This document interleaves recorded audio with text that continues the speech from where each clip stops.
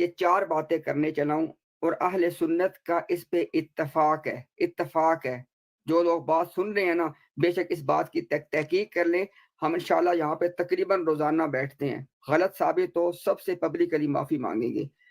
4 چیزیں ہوتی ہیں. ایک ہوتا ہے مرفوع، یعنی نبی پاک صلی اللہ علیہ وسلم تک بات پہنچے.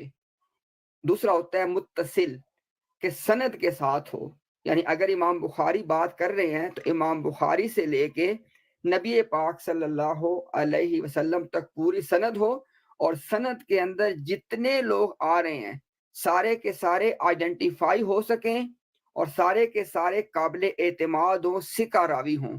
یہ ہے دوسری شرط. تیسری یہ ہوتی ہے میرے بھائی کہ وہ شاذ نہ ہو. شاذ کہتے ہیں کہ آپ سرکار تک بات تو پہنچ رہی ہے بھی سند کے ساتھ، لیکن کوئی ایک آدمی ایسی بات کر رہا ہے کہ اس کے مقابلے میں ایک بڑی جماعت اس کے خلاف بات کر رہی ہے. اب یہ عقل یہ کہتی ہے کہ اس ایک آدمی کو غلطی، یعنی یہ جھوٹا نہیں ہے، ایک آدمی سچا آدمی ہے، اس ایک آدمی کو کوئی غلطی لگی ہے چونکہ اس کے مقابلے میں سچوں کی پوری جماعت ہے. یہ بھی سچے ہے وہ بھی سچے ہے، لیکن یہاں پہ عقلی بات ہو رہی ہے کہ وہاں پہ ایک پوری جماعت ہے جو کہ مختلف بات کر رہی ہے. اسے کہتے ہیں ایک شاذ ہو جانا.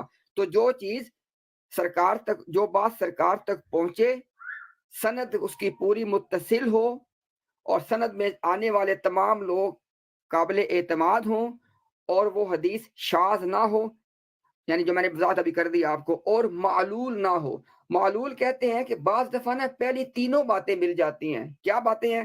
کہ سرکار تک سند بھی جا رہی ہے، متصل بھی ہے، بندے بھی سارے سچے ہیں، اور کوئی خلاف ورزی بھی نہیں کر رہا.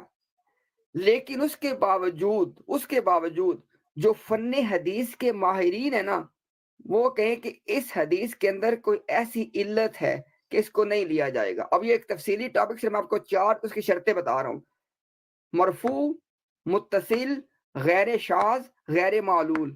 جس میں یہ 4 باتیں ثابت ہو جائے نا، اہل سنت کے ہاں اس کو اوتھینٹک حدیث کے طور پہ لیا جاتا ہے. یہ تو ہوگی ایک بات.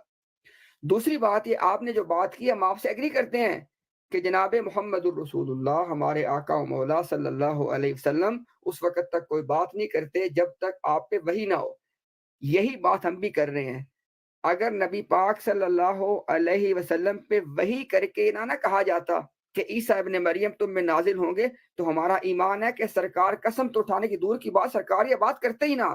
جب سرکار کے مبارک زبان سے یہ بات نکلی ہے اور قسم اٹھا کے نکلی ہے اور صحابہ کے سامنے کی ہے، اور کوئی صحابی آگے سے اس پہ کوئی اعتراض نہیں کر رہا، اب اس سے زیادہ ہم آپ کو کیا بتائیں. اچھا آخری چیز پہ کہہ دیتا ہوں. یہ جو بات کی جاتی ہے نا، جو آپ نے دیکھیں ضابطہ ایک پیش کیا، آپ کو حق حاصل ہے، ذرا آپ بھی ایک انسان ہے، اس دنیا میں رہتے ہیں، آپ کو حق حاصل ہے، آپ اپنے ضابطے بنائیں، اس پہ چلیں. یہاں پہ ہم بات کر رہے ہیں کہ جو اہل سنت والجماعت، یعنی وہ لوگ جو نبی پاک صلی اللہ علیہ وسلم کی حدیث، وہ کا قولی ہو، خواہ فعلی ہو، خواہ تقریری ہو، یعنی سرکار کا قول مبارک ہو، سرکار کا عمل مبارک ہو، یا سرکار نے خاموش رہ کے کسی بات کو اپروو کیا ہو. ٹھیک ہے.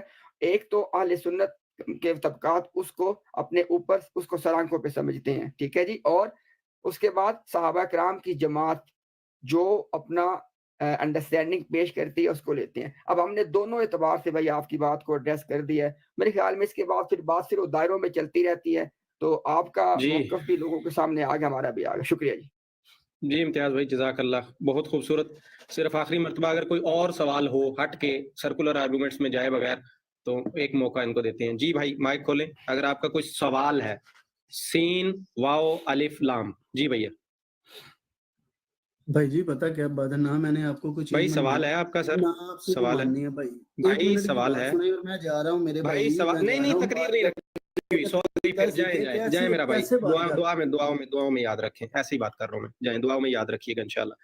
ہم نے کہا ہی نہیں ہے کہ بھائی ہم آپ کی تقریر اور تبلیغ سننے کے لیے بیٹھے ہیں. کوشچن آنسر سیشن چل رہا ہے. آپ کو جواب اچھا نہیں لگتا چلے جائیں. یہ مجبوری ہمارے اوپر مت تھوپیں کہ ہم آپ کا من گھڑت اصول سنیں گے. امتیاز صاحب آپ کو اصول حدیث بتا رہے ہیں اور آپ اپنے من کی باتیں بتا رہے ہیں. میرا بھائی آپ کی یہ باتیں علمی مارکیٹ میں 1 ٹکے کی نہیں بکتی ہیں. کوئی ان کی قدر نہیں ہے جو آپ اپنے منہ کی باتیں کر رہے ہیں. آپ نے خود سے اصول بنا لیا. علماء نے محدثین نے زندگیاں لگا دی حدیثوں کو ویریفائی کرنے میں، ٹیسٹ کرنے میں، سارا کچھ کرنے میں صحابہ نے اپنی زندگیاں لگا دی رسول اللہ سے دین سیکھنے میں، اور ایک آج بھائی صاحب تشریف لاتے ہیں اور کہتے ہیں پیچھے پیچھے ہو جاؤ بھائی سارے. میں بتاتا ہوں بھائی، میں بتاتا ہوں کہ رسول اللہ کو کیا سمجھ آئی تھی. Sorry sir,